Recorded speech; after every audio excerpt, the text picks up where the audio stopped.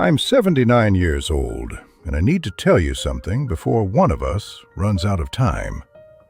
For 30 years,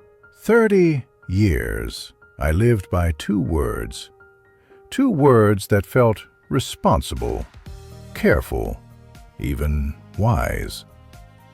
Maybe next time. My father wanted to take me fishing.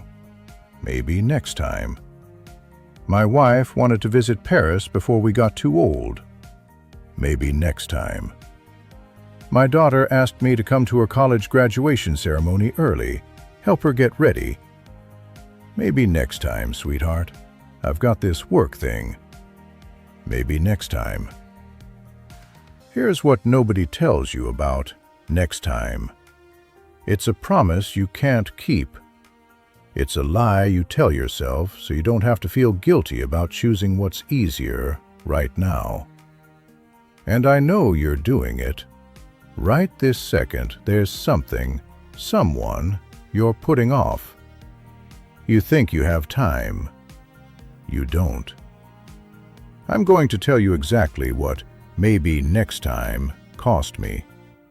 And if you're smart, you'll stop saying it today. Let me back up. I turned 79 last month. I live alone in a house that's too big for one person.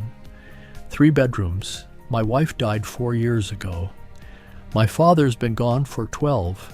My daughter lives 6 hours away, and we talk maybe once every 2 weeks. Brief calls. Surface level. I'm not telling you this for sympathy. I'm telling you this because it didn't have to be this way. See, I wasn't a bad person. I worked hard. Management position at a manufacturing company for 33 years. I provided. I was faithful to my wife. I wasn't abusive or cruel or absent in some dramatic way that makes for a good tragic story. I was just busy, and later always made sense. My father retired when I was 46. He'd worked in construction his whole life. His hands were wrecked, his back was shot, but he was finally free.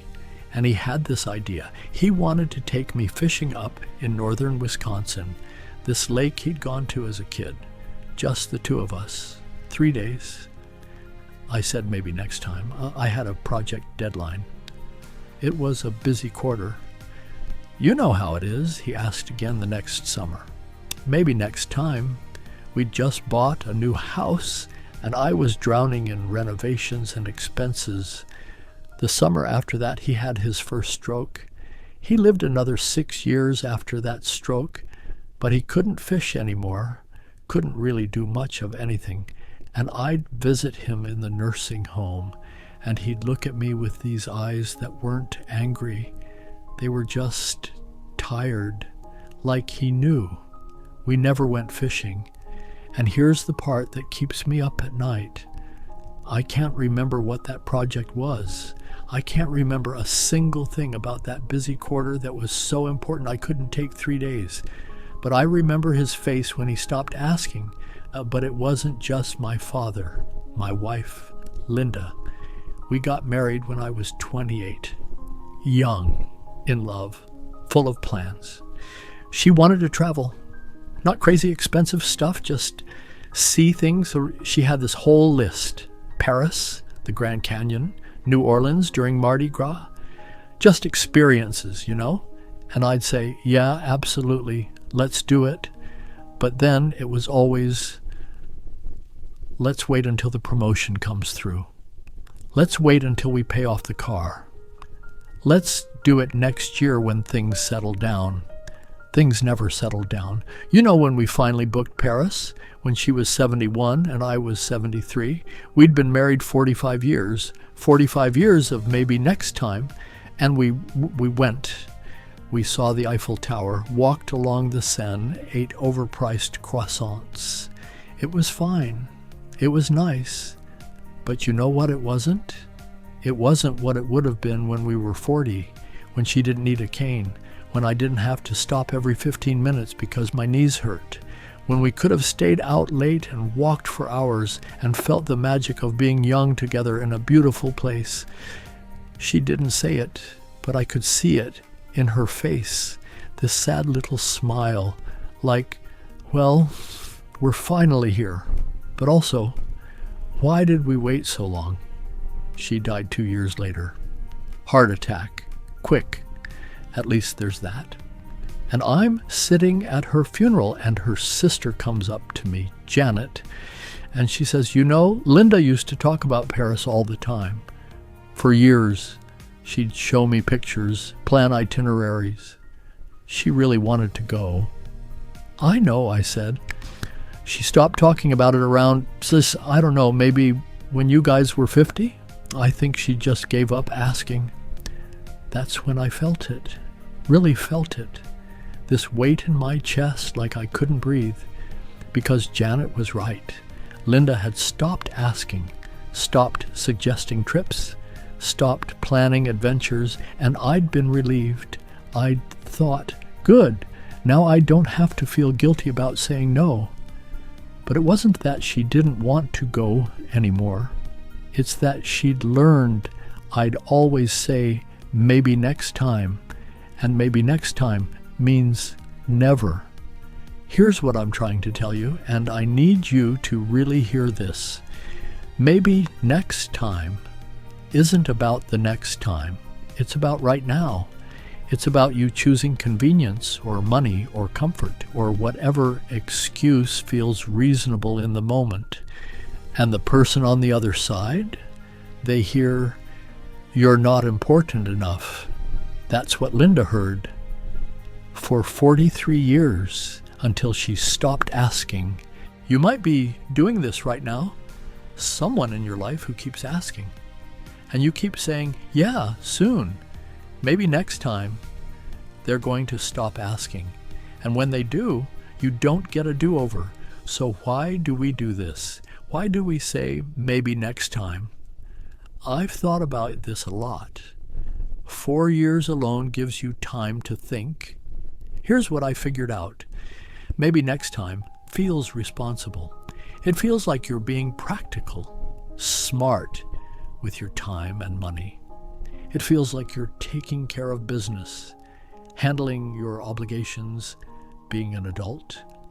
But here's the truth, and this is going to sound harsh, but you need to hear it. Most of what you think is urgent isn't. Most of the I can't right now reasons you give yourself, they're excuses. They're fear dressed up as responsibility. You're afraid to spend the money. You're afraid to look irresponsible at work. You're afraid to break your routine. You're afraid that if you say yes to this, you'll fall behind on that. So you say, maybe next time. And you tell yourself you're being smart. But what you're really doing is choosing predictable stress over meaningful experiences. You're choosing the grind over the life. And the worst part? The things you're postponing for, the work project, the home repair, the money you're saving, you won't remember those. I promise you. 10 years from now, you won't remember that presentation, or that overtime shift, or that thing you absolutely had to finish this weekend. But you will remember that you said no, over and over and over. My daughter Emily, she's 47 now, married, 2 kids of her own. We're cordial. That's the word, cordial. Like acquaintances who share some history. It didn't used to be that way. When she was little, God, she adored me. I was her hero. She'd wait by the door when I came home from work. Daddy's home. Daddy's home. You know that feeling? When your kid looks at you like you hung the moon? I took that for granted. She played soccer from age 7 to 17. 10 years. Traveled all over for tournaments. And I missed, I don't know, probably 70% of her games. Maybe more. I'd say I'd try to make it. Maybe next time, honey. Daddy's got to work. Daddy's got a meeting. Daddy's tired. She stopped asking me to come when she was about 14. Just stopped. Wouldn't even tell me when the games were anymore. Linda would go. Linda was always there. But me? I'd find out after. Oh, did Emily have a game today? Her high school graduation. I was there for the ceremony. 2 hours, showed up, sat in the bleachers, clapped when they called her name. But she'd asked me to come early, help her get ready, take pictures before, maybe grab breakfast. You know, be part of the day. I said I'd try.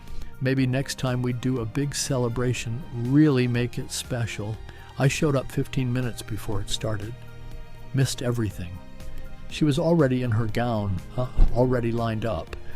I got a photo of her walking across the stage. That's it. When I see that photo now, I can see it in her face. She's smiling, but it's not real. It's the smile you give when you've learned not to expect anything.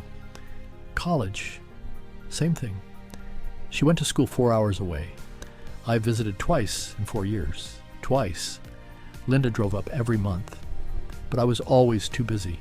Work, projects, life. She got married 7 years ago. Beautiful wedding. I walked her down the aisle. And you know what she said to me when we got to the altar, right before she took her husband's arm? She whispered, "Thanks for showing up." Not, "I love you." Not, "Thank you, Dad." Thanks for showing up. Like it was a surprise. Like the bare minimum was exceptional. And here's the thing that kills me. I thought I was being a good father. I worked hard. I paid for things. I provided. I thought that was enough. I thought, she knows I love her. She understands I'm doing this for her.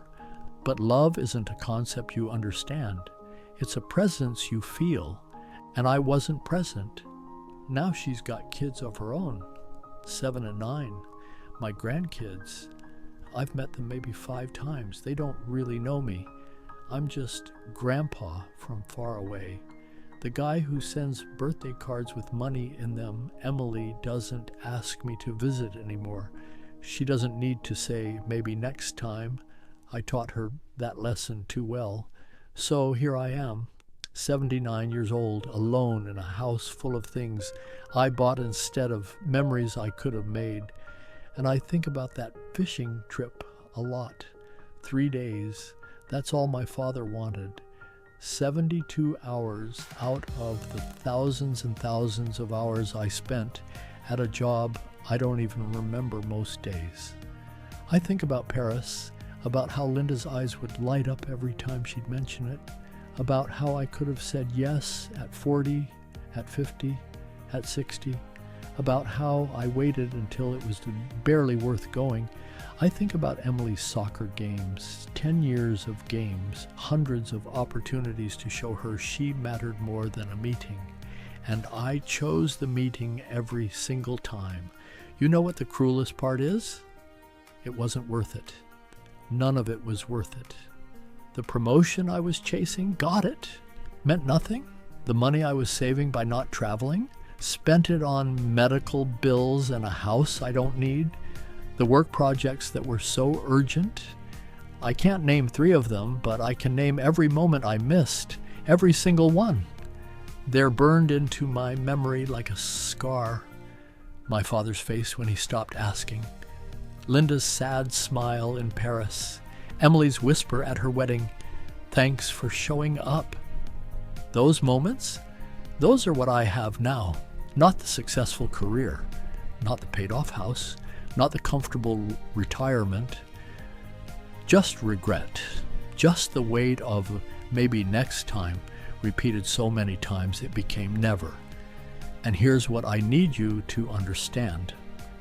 You think you have time. You think there's always going to be another chance, another opportunity, another moment. There isn't.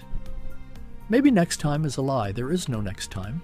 There's only this time, right now, this moment, this person asking you for your attention, your presence, your time. And when you say maybe next time, what you're really saying is never. What you're really choosing is regret. I can't go back. My father's dead. My wife's dead. My daughter's moved on. But you still have time. The question is, what are you going to do with it? Listen, I know what you're thinking, but I really am busy. I really do have obligations. It's not that simple. You're right. It's not simple. Life is complicated. Bills are real. Work is demanding. I get it. But here's what I learned too late. You're making a choice. Every single time you say, maybe next time, you're choosing.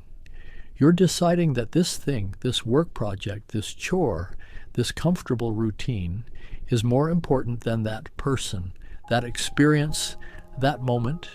And sometimes that's the right choice. I'm not saying quit your job and live in chaos. I'm saying be honest about what you're choosing and make sure you can live with it. Because one day, and it comes faster than you think, one day you're going to be sitting where I'm sitting, looking back at 30, 40, 50 years of maybe next time. And you're going to realize that most of what you chose over the people you love, it didn't matter. So here's what I wish someone had told me when I was your age. The work will always be there. Always. There will always be another project, another deadline, another emergency. But the person asking for your time, they won't always be there. They won't always ask. Your father will stop inviting you fishing. Your spouse will stop suggesting adventures. Your kids will stop asking you to show up, not because they stop loving you, but because they learn. They learn that maybe next time means no. They learn that you've already made your choice. And by the time you realize what you've lost, it's too late to get it back. So start now, today, this week. Say yes to something you've been putting off. Take the trip. Go to the game. Have the conversation. Make the call. It doesn't have to be big. It doesn't have to be expensive. It just has to be real. It just has to be now. Stop saying maybe next time, because maybe never comes. Next time doesn't exist. There's only this time. And you're running out. I'm 79. I said, maybe next time for 30 years. There was none. You still have time, but only if you stop waiting for it. If this hit you the way I hope it did, do me a favor. Don't just watch and forget. Leave a comment. Tell me one thing, just one thing, you're going to stop putting off. What's your maybe next time that you're going to turn into right now? And if you know someone who needs to hear this, someone who keeps saying later, someone who's too busy, someone who's going to regret it, share this with them. Sometimes we need an old man's regret to wake us up before it's our own. Thanks for listening. Now go make that call.